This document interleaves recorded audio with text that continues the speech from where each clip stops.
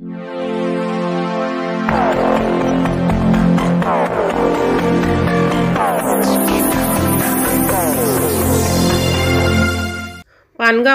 Doctor आंबेडकरांच्या अस्थि कलशाजवळ मोठ्या उत्साहात पार पडला धम्मचक्र अणुप्रवर्तन दिन।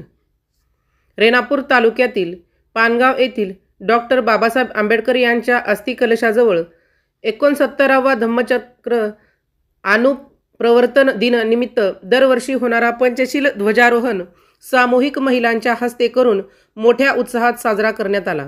विश्वरत्न डॉक्टर बाबासाहेब आंबेडकर यांनी सम्राट अशोका विजयादशमी दिनाचे औचित्य साधून 14 ऑक्टोबर 1956 रोजी हिंदू धर्माचा त्याग करून आपल्या असंख्य अनुयायीसह नागपूर येथे बौद्ध धर्म स्वीकारला।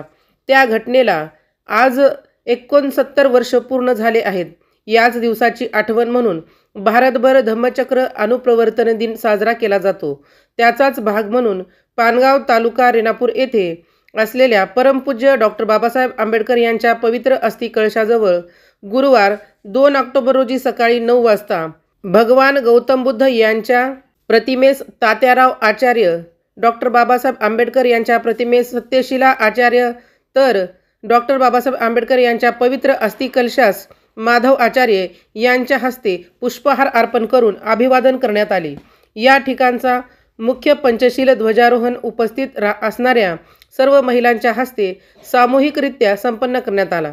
ध्वजारोहणानंतर एकत्रितपणे सामूहिक बुद्ध वंदना घेण्यात आली।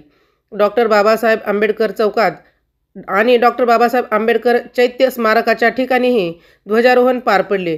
यावेळी माजी सैनिक पंडित आचार्य, गौतम आचार्य, RK आचार्य, वसंत आचार्य, अशोक आचार्य, गौतम गोडबोले, बाबासाहेब आचार्य, VK आचार्य, शिवाजी आचार्य, अमित आचार्य, कालिंदा गोडबोले, सखुबाई आचार्य, प्रणिता आचार्य, रेखा आचार्य, मथुराबाई आचार्य ओटले, पुष्पा आचार्य, मालन आचार्य, हरुबाई आचार्य यांच्यासह मोठ्या संख्येने उपासक उपासिका उपस्थित होते।